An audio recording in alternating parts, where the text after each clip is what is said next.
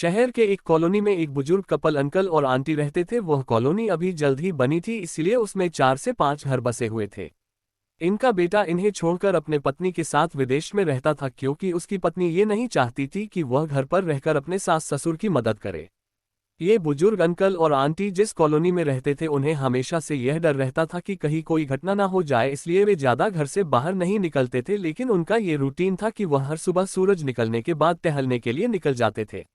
एक दिन दोनों रोज की तरह ही सुबह को टहलने निकले थे। उन्होंने देखा कि एक लड़का तेजी से साइकिल चलाता हुआ जा रहा है और उस साइकिल के पीछे एक फावड़ा बंधा हुआ था, लेकिन उन्होंने ज्यादा ध्यान नहीं दिए और चले गए। दूसरे दिन उसी समय फिर से वह लड़का दिखा और उसी तरह तेजी से साइकिल चलाता जा रहा था। इसी तरह तीसरे और चौथे दिन भी वह लड़का दिखा।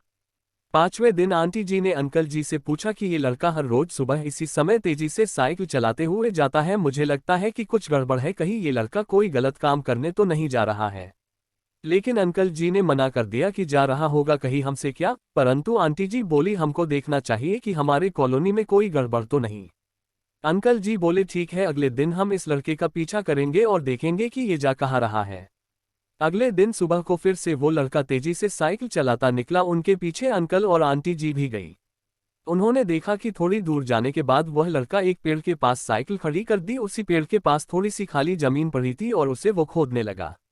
अंकल और आंटी जी कुछ देर तक देखते रहे कि ये लड़का क्या कर रहा है, लेकिन लड़का जमीन खोदे जा रहा था। कुछ देर बाद उन्होंने लड़के से पूछा कि आप ये जमीन क्यों खोद रहे हो। लड़के ने मुस्कुराते हुए कहा कि अंकल जी, मैं आप दोनों को रोज देखता हूँ, लेकिन आपको मुझसे डरने की जरूरत नहीं, और यहाँ जमीन इसलिए खोद रहा हूँ कि मेरी नई नई नौकरी लगी है। अंकल ने पूछा, कहाँ नौकरी लगी है, ऐसा कौन सा काम है जिसमें जमीन खोदनी है।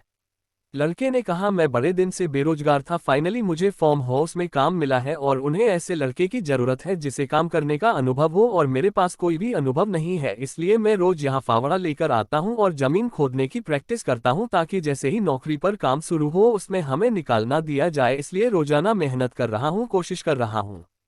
उस लड़के की बात सुनने के बाद अंकल और आंटी जी ने लड़के को आशीर्वाद दिया और बोला, बहुत ही बढ़िया बात है, प्रयास ही जिंदगी में सब कुछ है। ये छोटी सी कहानी जिंदगी में बहुत बड़ी बात सिखाती है।